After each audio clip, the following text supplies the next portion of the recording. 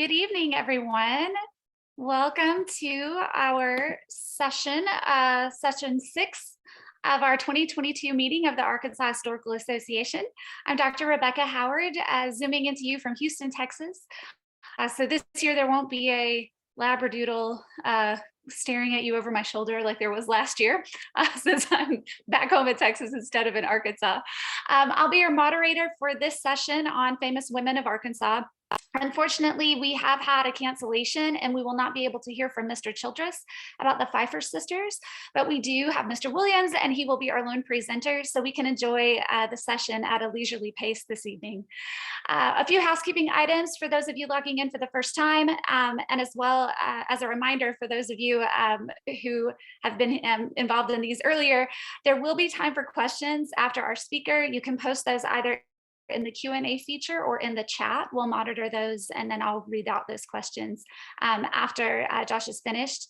And if you want to watch this fine presentation again, or of course, share the session with friends and family, we are recording and we'll post the session to the association's,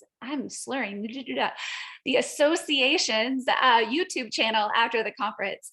Finally, at the conclusion of the session, an anonymous survey will pop up, and just like at our live conferences, we encourage you to offer helpful feedback so we can continue to improve our offerings. I'm sure our presenter tonight is known to many of you. Josh Williams is museum curator at historic Washington State Park in Washington, Arkansas, where he lives with his lovely family. He has a BA in history from John Brown University, an MA in history from Louisiana Tech, and an MLIS degree in archival science from Louisiana State University. He has served on the boards of the Arkansas Historical Association, the Arkansas Living History Association, and the Arkansas Museum Association. He is an alderman on the Washington City Council and has served the Washington Volunteer Fire Department for the last 15 years, a role which seems like it might be very stressful considering all of the wonderful history that we hope to keep preserved down there. So we really thank him for taking on that role. Mr. Williams is the current president of the Hempstead County Historical Society and co-chaired the Hempstead County Bicentennial Committee in 2018. He has completed 2 books on the communities of Hope and Washington, Arkansas. And tonight he is sharing with us his work on Charlean Moss Williams, teacher, mayor, and preservationist of Washington, Arkansas. Josh, I hope you're ready to go.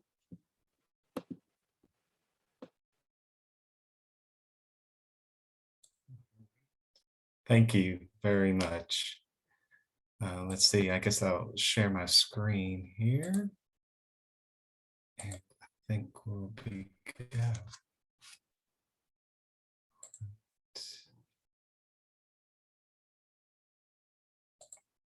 Okay, there we go. I think we're good with that one. Well, thank you for having an opportunity once again to present Arkansas Association. It's been a while, kind of been a little bit busy with some other applications lately, so I haven't got to put in a presentation, but I definitely want to. And with the theme this year, I thought a good person that had made significant impact on our local community, which impacted where we are today, particularly in the community of Washington, but in some ways impacted the way things have been done in Arkansas too. Was a lady that grew up here in Southwest Arkansas, and her name was Charlean Moss Williams. As Natal said, she was an educator, a music teacher in the local public schools of Washington. Later, became mayor of an all-female city government in the 1930s. Not the first in Arkansas, but the earlier ones that happened in the state of Arkansas. And also preservationists that pushed very strongly for preservation of the history of in Hempstead County, Washington, and other parts of the state of Arkansas as well. With that, over here, the picture of her and her older in life, Charlean Moss Williams right there with it. Well, I'll go to first is her parents. She has a connection with Hempstead County going back to the very beginning with it. Now, granted, she was born much later after Hempstead County was a long time established, but her grandfather was one of the first settlers, European settlers, to come into Hempstead County when it was formed under Missouri Territory in 1818 and settled in the area. They moved here from Virginia with his family. Her grandfather was the first official county judge in Hempstead County, serving in that capacity from 1827 to 1932, or 1832 with that. Now, he had several children, and her father was Matthew Moss. He did a variety of different things in the county over the years in this capacity. He writes tombs for Matthew Moss that is here in the Washington Cemetery. And then also over here is his wife, Jane Eleanor Evelyn Moss with that. And he ran sawmill here in Washington area. He had a mercantile store that he established with his older brother, William Moss. They later shipped goods around in from New Orleans up the Red River to Fulton, and then brought them to Washington. Matthew also worked alongside Captain Henry Shreve in some early days when they were Captain Henry Shreve, who Shreveport is named after, got federal funds to unclog a lot of the Red River raft that caused a major jam and transportation problems along the Red River. So her father was really an entrepreneur that had a significant impact in establishing things around Hempstead County and in the area. With his wife, they had a total of 7 children, and Charlean was the youngest of those 7 children. And the picture right here of Matthew Moss, again born in 1807, and then died in 1898, so a very long life. This is a notice right here that was in the Washington Telegraph in 1851, February 26th issue, where him and his brother decided to dissolve their business together and their partnership to go on to other endeavors and so forth. But that one is right there was a notice that was put in the Washington Telegraph for that. And then, like I said, this is an engraving picture of him himself in that regard. Now here is a younger picture of Charlean Moss Williams. Again, like I said, she was the youngest of 7 children. She was born on December 15th, 1868. The farm, basically, that the family owned was located about 3 miles southwest of Washington along the military road that connected Fulton to Washington. It's where the modern community is Crossroads. If you go on Highway 915 into the main intersection, the Crossroads, you'll come to where you lived during that time. What she says in her recollections of the family's history is that she wrote down in a book that we'll talk about here in a little bit, was that her dad at that time didn't have necessarily to send them all to school necessarily. He built a small 1-room school building there on their property and had hired a tutor to come in and teach a lot of them during that time when they were up. Of course, during a majority of this time, for a lot of the kids, the Civil War happened in the early 1860s. For part of the time, he sent some of the children later on to one of the private male academies for some of the boy children. I think one of the girls, her sisters, also went to one of the female academies in Washington. But this time there are no public schools in the Washington, Hempstead County area. All of them are private schools that you would have to pay for. Established ones that were well respected, but it still cost money to do that. So he hired this one lady, Miss Mary Cravett, who was a tutor for the family, and later when Charlean, she continued on helping tutor with Charlean after the Civil War as her private tutor. And what she tells a story of was, and she helped her beginning her interest in music, teaching her those aspects of it. And when she later, Miss Cravett decides to move back to where she was from later on in life, she gave Charlean her guitar that she received from her husband that she married during the Civil War, and also lost her husband during the Civil War, who was a soldier and served during that time. By age 10, though, by this time it's 1878. After Reconstruction, and during that time, the public school system is introduced into the county, and public schools are established. The 1836 courthouse that still stands today, the Hempstead County Courthouse, by 1874, they built a brand new 2-story brick courthouse for the county, and that one was turned over to become the white public school for all the white students in Washington area during that time. Another one for the African American population was named Lincoln School, and was located in the vicinity as well during that time. But by age 10, she started attending a school where she continued on up till she finished her school career at that building. And she was taught also music by another local gentleman, W.F. Phelps. He moved here right before the Civil War as a kind of he was from a Canadian, and he did construction work around Washington, helping build things, but he also knew music and taught.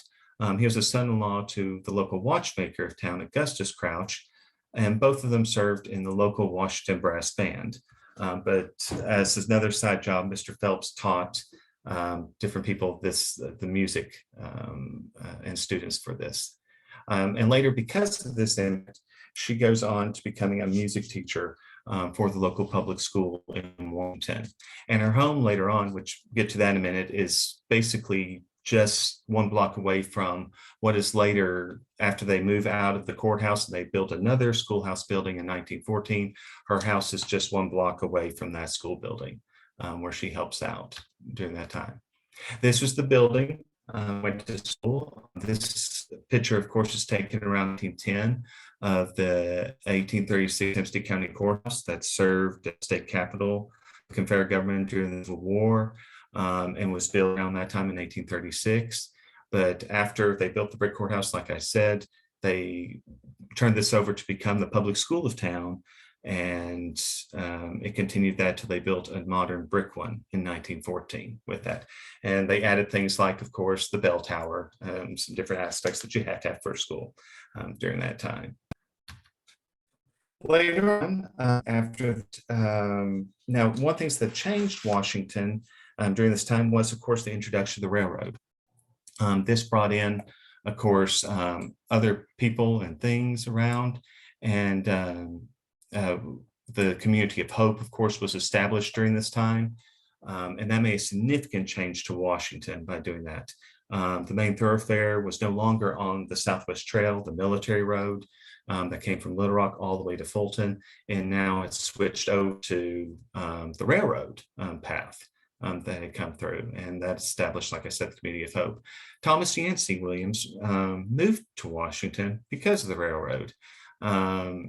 Not long after they established the railroad in Hope, they built a spur that would come up to Washington, and by 1883 that was firmly established, and he was the overseer of this section of the railroad that was coming into Washington and would go up into the northern parts of the county to provide a bunch of agricultural goods that would be shipped to the main line and sent to other areas of the country. But they got married on September 7th, 1887. She was 18 at the time, and he was around 24 years of age at that. They lived around what was the train station down by the railroad tracks below the Hill of Washington for several years.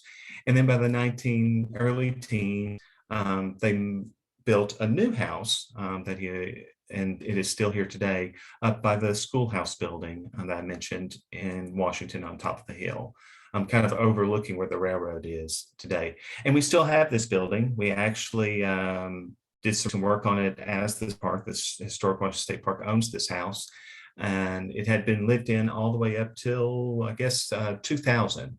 And we recently had some restoration work done on it. Still looking into how the building will be used, but her house still remains here today as a place for that. Her husband served as mayor of Washington in the late 19 teens, is when he was there as mayor. He later suffers a stroke in January of 1918, and while being mayor of Washington during that time. So she gets, I think she's much involved with her husband's involvement here while he is mayor of Washington during this time.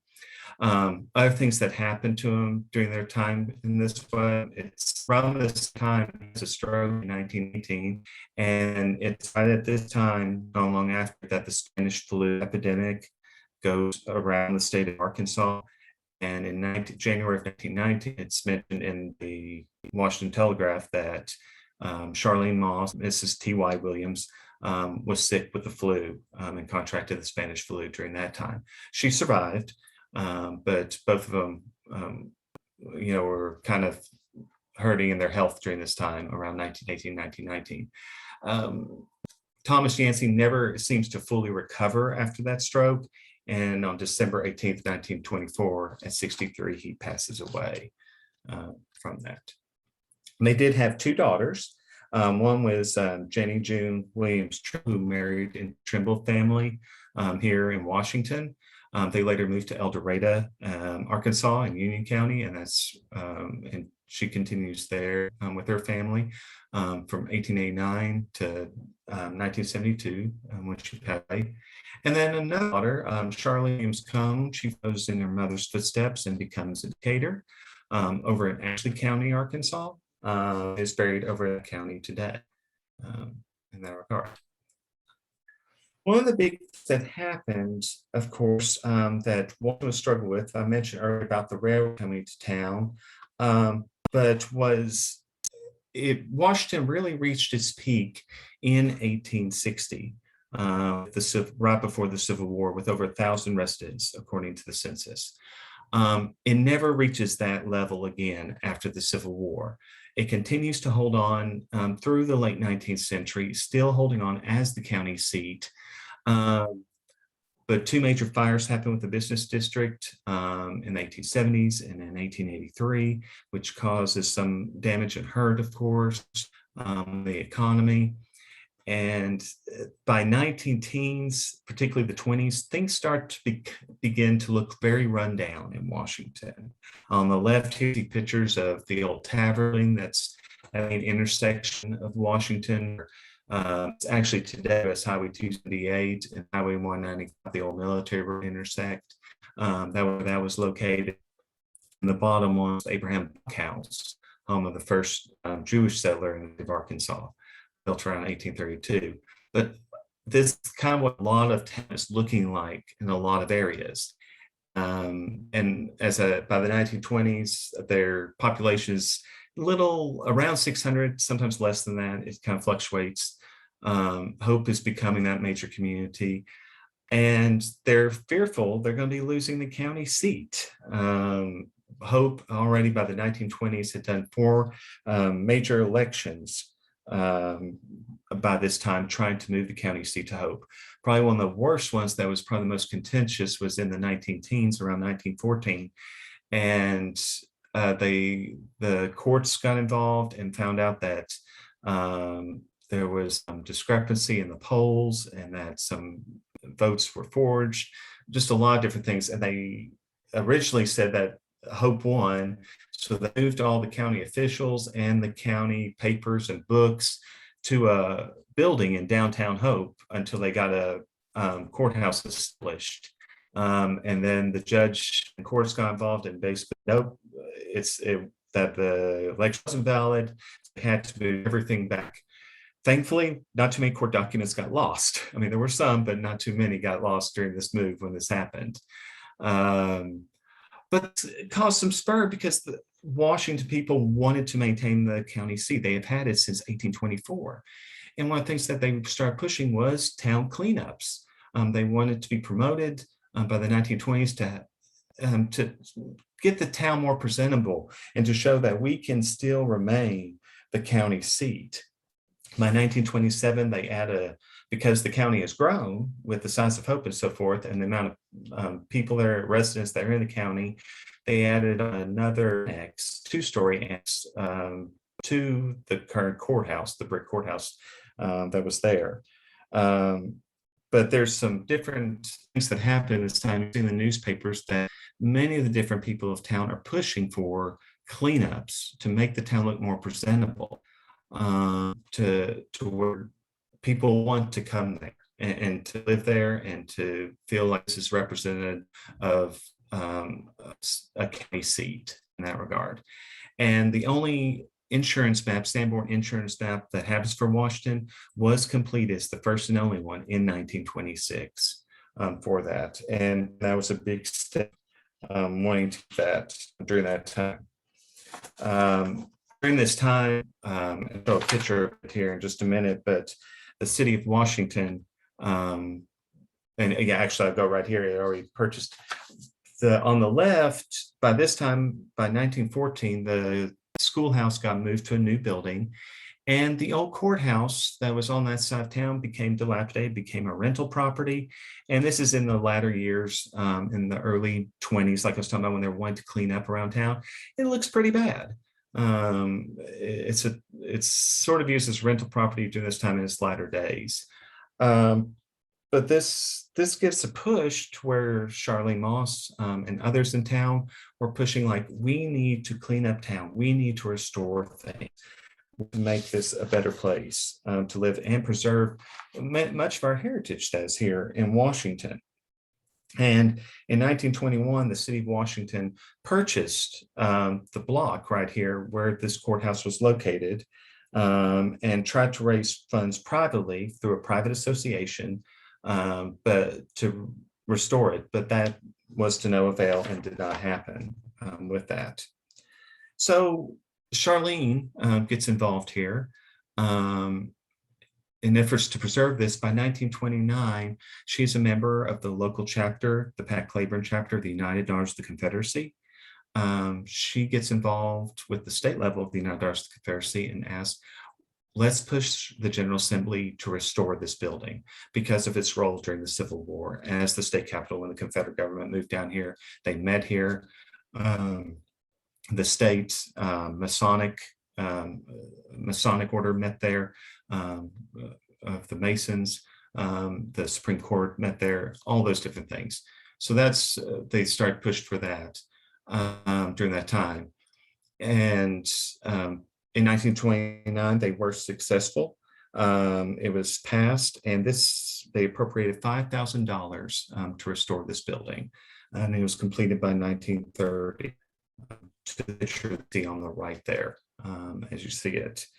This marks a significant in Arkansas history, as this is the first one that the state legislature uses public money to restore a historic structure in the state of Arkansas, which opens the door to many things that we have done today through Arkansas Historic Preservation, Department of Arkansas Heritage, Arkansas State Parks, you name it. Many of the different projects that have been, and through grants and courthouses that have been restored through those different things. She was, Charlean, there was a 3-person committee that was appointed by the governor at this time to oversee the work that was done and supervise the project. And Charlean Moss Williams was one of them. William H. Etter, who's another local resident, descendant, and managed the local newspaper, Washington Telegraph. And then Mrs. J.A. Henry. And these are some of the things that were in the time capsule that were found. They did a restoration of the building back in the 1990s. But the letter on the left is the letter that was given to Charlean Moss Williams from the governor, basically putting her on the committee. This is a copper time capsule that was in it. It had a roster of the Masonic Lodge, number 695, that met there at that time. It was the new Lodge that had been rejuvenated and brought back based off the old Mount Horeb Lodge number 4.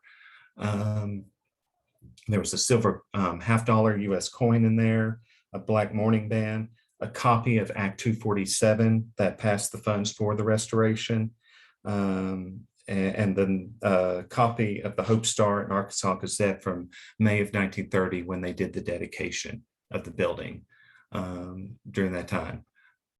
One of the things that's different today, you look at it on the left, they put this porch on here, like a Greek revival porch that matches many of the other ones here in Washington of the style of the time. But from what we found through archaeology and so forth, that was not located there at that time. That had changed. That was just something they put on to match somebody at home. The way it is restored today is there's nothing on this front matching the Federalist style of architecture during the 1830s with that. And like I said, these are pictures of things at the time capsule that were there. And the ones that helped do the restoration during this time was gentleman Frank Porter of Hope was an architect, and Paul Bailey was the site manager to help do that work and get it done. One of the other things, again, that's trying to encourage people to come and do things at Washington that Charlean, also with other ladies in town, decided was doing homecomings. Some of you may be familiar with this in other communities around Arkansas, but they did these particularly on Mother's Day. They came together and said, we need to do a homecoming to bring back many of the children and grandchildren of the different descendants from Washington that we went to school with, we know, but bring them back, because by this time, Washington's declined. Many people moved off to bigger cities for better paying jobs. And they started these in 1922 and continued it up till 1941, right before the beginning of World War II, but usually always meeting on Mother's Day. The top picture is at the Methodist Church in Washington, where they would usually hold a regular service during these homecoming weekends. And then they would have a lunch over on the courtyard of the courthouse, which is the bottom picture there in this regard. This is always, like I said, a big thing. I know in church that passed just north Washington called Sardis, just south of Nashville. Mother's Day was always the big day when all the families would come back and they would decorate the different graves on the cemetery that were located around the church. So that this is a tradition that's used a lot in a lot of communities around the state. Now with that, one of the things I will say with the homes is that the significant, because the families come back to this, it's William Lucille Hart King that attended. Lucille King was the great-granddaughter of Dr. Isaac Newton Jones and also related to Governor Daniel Webster Jones. And they're the fame that they give the James Black story. And she would, later on, they were the ones that helped establish the endowment for the Pioneer Washington Restoration Station, began the restoration of others of town in 1958. Descendants of the Curtis and Royce family would come back, and many other families during this time. One of these right here was a significant thing that happened in the 1930s. Was she was elected mayor of Washington, our first and only woman mayor that we have on record for the city of Washington, Arkansas. And it was an all-women city government that was elected during that time. This was, and according to different sources, the previous mayor asked for her to basically, if Mayor Monroe, if she would be elected. And she basically said, I would, but only on the condition it's an all-woman city government. And so apparently that was who was nominated. They were elected to 2 one-year terms from 34 to 1935, and then from 1935 to 1936. Hope kind of didn't have the best view on it. I mean, this is kind of from the Hope Star on April 7th, 1934, but it said, women to rule our county seat. This kind of gets a little bit into the contention between Hope and Washington over these times. And a majority of these women were all in the Business and Professional Women's Association. And they mentioned BNPW makes clean sweep in Washington. Venerable old town of Washington, rich in historic lore and with the grandeur of bygone generations that holds the imagination enthralled and brings into the shadowy outline the ghost of an age of chivalry and romance, will be under petticoat rule for the next year. A new set of city officials was elected Tuesday, composed entirely of women who will have charge of the city's affairs. Those elected, and goes through the different ones. It was Ms. William Charlean is a member of the Business and Professional Women's Club of Washington and historian of the state organization. She's newly elected officers are also members of the Business and Professional Women's Club. This is the all-women city council right here. On the front row, starting on the left, was Charlean Moss Williams, the mayor. Next to her is Noli T. Butler, alderwoman. And then to the right is Catherine Holt, alderwoman. And then on the back row, starting on the left, is Ella Morose, who is the city secretary. Virginia Pilkington, who is another alderwoman. Then Mary Katz, alderwoman, and Julia Deloney, another alderwoman during that time. And they got a lot of fame from this. They are not the first. Now, in her book, she says she's the first. They are the first all-women city government in Arkansas. That is not in the late. There's one up just south of Fayetteville, at the town's name. But that one is not recorded. Mentioned in the Encyclopedia of Arkansas as being the first documented all-women government in the state of Arkansas. There's other different types of media coverage here that happened. The Clovis News Journal in New Mexico, April 7th, 1934 mentions this. She said that she was 65 years old at this time and is a grandmother. She said that when she takes office with a complete set of women officials in a few days, who has a little house cleaning like sweeping the streets. Again, it's just one thing she did push for was trying to clean up the town and make it look more presentable in order to keep that county seat role. The man to build office called on the women to run the town. A few weeks ago, Mayor J.S. Monroe sent an emissary to ask Ms. Williams if she would accept the office. I agreed to this condition. She said this was that some other women would also be put on ticket. That was agreeable to them. Acted off him and ticket for mayor and 5 alderman seats were only slate dominated. And some things, I mean, it's sort of here in Hagerstown, Maryland, they would sometimes put the title there. This article doesn't show it, but on some of them, there's one in Pennsylvania that said grandmother elected, which wasn't, I don't know, I don't read that in a positive way, but they would have that elected because she was a grandmother and she was 65 at the time. But sometimes seeing it as, some may see that as a negative way with that.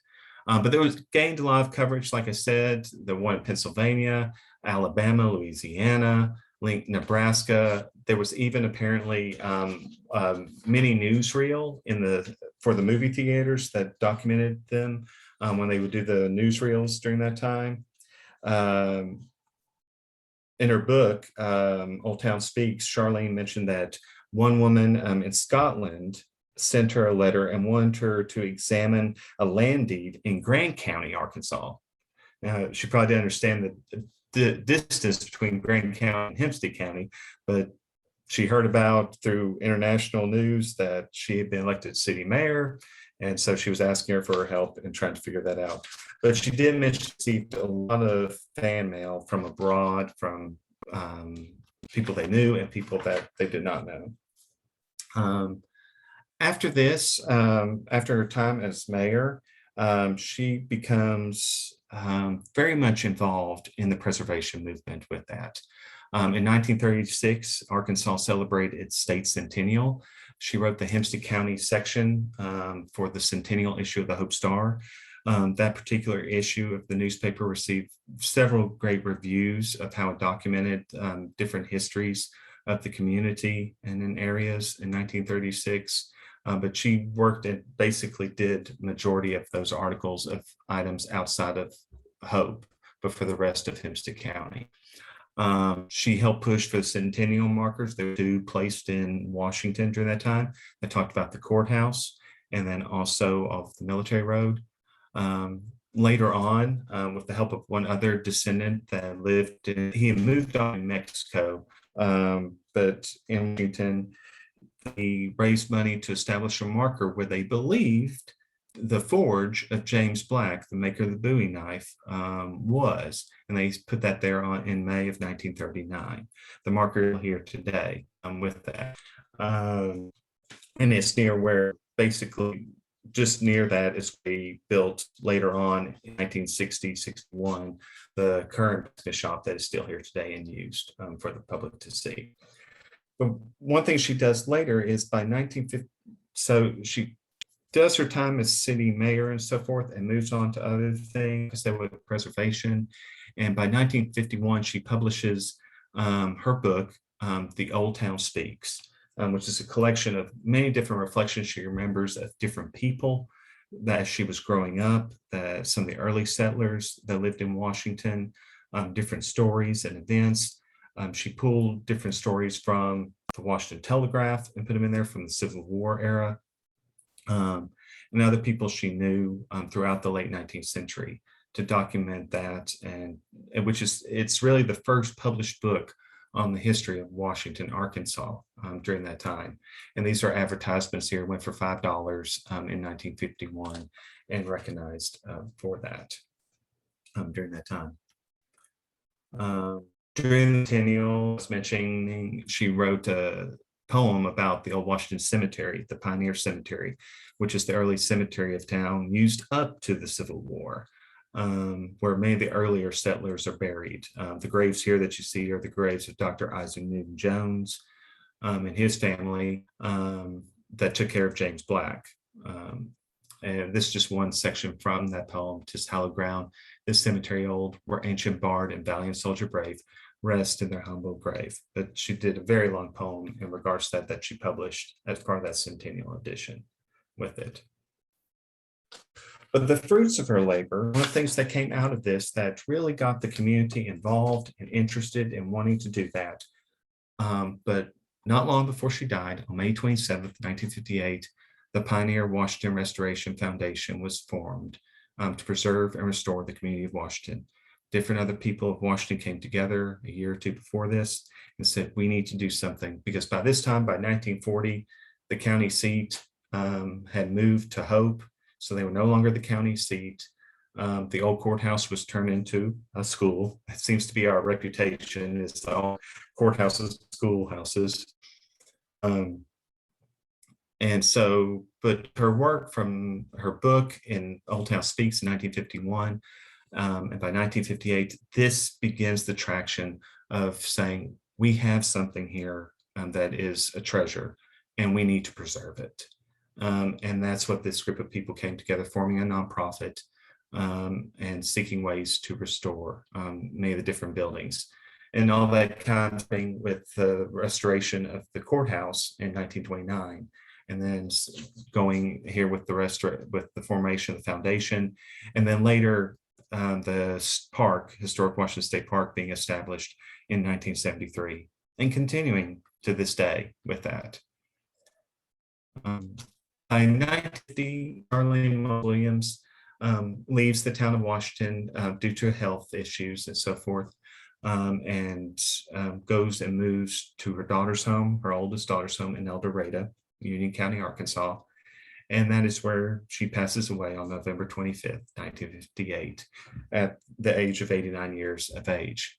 But like I said, before her death, she sees the founding of the Pioneer Washington Restoration Foundation, that in many ways, it could be argued she was the catalyst that helped spark the interest in getting that to happen. And with that helped that spark to happen. And she's buried alongside her husband in the Presbyterian Cemetery just north of the town of Washington with that. But all this to say is that one person, like in this case, Charlean Moss Williams, a significant woman in this community's history, really helped start when they were trying to deal with the situation where they thought the community was dying. It's still here. The community still going, still has councils, fire department.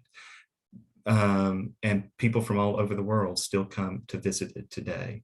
And it's because of the efforts she did and the impact she did during that time that helped spark that interest to make these other programs and things happen with that.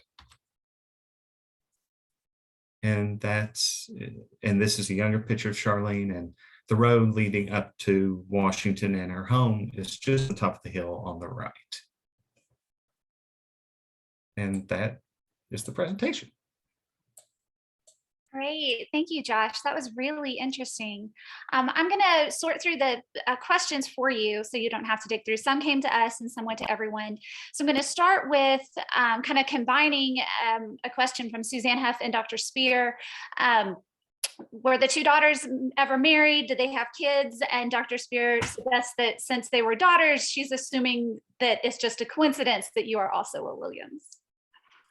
There is no relation. Very common name in regards to that. So yeah, it's just a coincidence. These were Williams that settled, like Mr. Thomas Yancey came from, he was from South Carolina, and my other set Williams settled in the southern part of the county earlier, right before the Civil War. So it's a different set of Williams in that regard. And yes, her two daughters did have children, descendants that to this day with that. Okay, so on this question of being the first woman petticoat government, so Maud Duncan's administration in Winslow was in 1925. Do you know if there was, sometimes whenever we set a first, we kind of change the parameters a little bit so that they can both be a first. I didn't know if you were aware of that or like what the difference might have been. No, I mean, that's the one just south of Fayetteville, right? Yes. Yeah, and that's one I've seen before. And I looked into that. It's been several years ago because in her book, she mentioned they were the first one. I don't think she was aware of that one just south of Fayetteville at that time in her book. And that's what I meant to say was that little caveat. Yeah, they're not the first one. They're one of the earlier ones, probably the top 10 possibly, but they're not the first. But they did get a lot of popularity. It's just amazing how much the news media carried it all across the country with that. Like if you go on to newspapers.com, you'll see just it coming up several times with that. Mm-hmm. Yeah, in the 20s and 30s, women governors get a lot of attention, or these petticoat governments tend to capture imagination.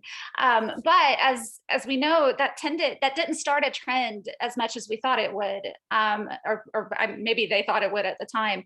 So another question was, why do you think she was the only? Was she the only president, or I'm sorry, mayor? Why do you think that might be? Yeah, she's been the only one that we've had in Washington's history. I will say in a small community like Washington, we don't go through mayors that regularly. Once you're mayor, you stay mayor for a long time because it's the only person that wants to do the job. Like our current mayor, he's done it now for 15, 20 years. So no, longer than that. It's 25, I would say, yes. So I think it was just the person that was willing to do the job at the time. I mean, like particularly in the community of Washington. I don't think there's nothing against like wanting another woman in the role, from what I can tell. But it was, and I think her connection that helped too, that got her interest in it, was one, she was always involved in a lot of civic events that were happening or making things happen. And also her husband was mayor too. And I think that was another connection there that helped spur this. Okay. So Dr. Jones asks about this whole process of getting money from the state legislature. You mentioned that this was the first time, but did it start a trend? Did they eventually come up with a process, or was it more like the way we like to do things in Arkansas, just kind of who you know? What's your right? Yeah. I'm not exactly for sure. Like some in AHPP may know that answer a little bit better than me or Mark Christ or something. But I looked into that for a long time there. I think it much was, who you knew for a long time until I'm not sure on the exact date when they started Arkansas Historic Preservation, the actual state association and so forth.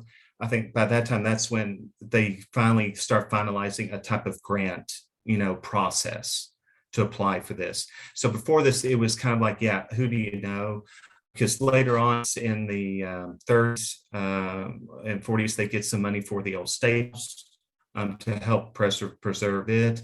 And then also what is now Historic Arkansas Museum, the Arkansas Territorial Restoration during the late 30s with it. So during these times, it's pretty much, who you know and be able to push. So that actually brings us to a question from Rachel Patton. She says that she believes that Pioneer Washington Foundation was the first preservation nonprofit in the state. How does the state park today interact with that organization? Good question. And yes, that is true. It was the first and continuous nonprofit association in the state of Arkansas that has continued to this day. From 1958, and we basically work hand in hand. They still own some properties. There were several properties that they transferred over when the park was established in 1973, and over the years they have sold other properties to the park to take on.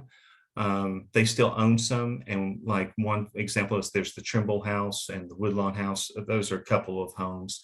And we provide tours of the buildings for the foundation because they don't have the full-time staff that do that.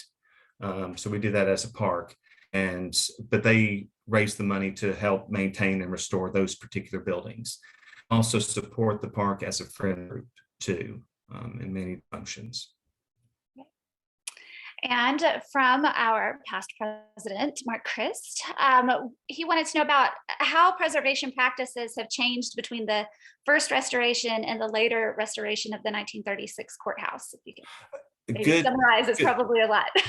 No. That's a very good question. I mean, that's a whole nother topic. I mean, in this, but yes, as I was in 1929, when you look at that picture, go back for you, Rick, with that one, they put on that Greek portico there, for example, on the front porch right there. So that's that wasn't original to the building.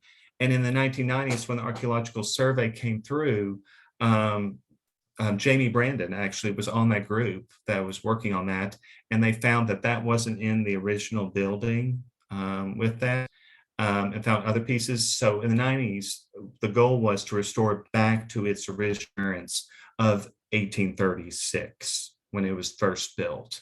And so that's one of those decisions with preservation, deciding what era are we going to focus on? What are we trying to back to with that? Now, this is one thing. I'm a curator, so I argued for this to make this happen, and we did it. But we continually saved the porch for years, not knowing what to do. It sat in the back corner of the yard, not knowing what to do with it and everything. And it started decay and everything. We finally had to make a choice, but it was part of the preservation fabric, the history of the preservation of the building. So it's like, well, we need to keep something of it to help tell that story. So what we did is we had cut out the pediment right here, the triangle part of the very top, the peak of that roof. And we have preserved that. It's upstairs in the courthouse, which talks about the preservation efforts of the building that you can see along with the corners put in 1929.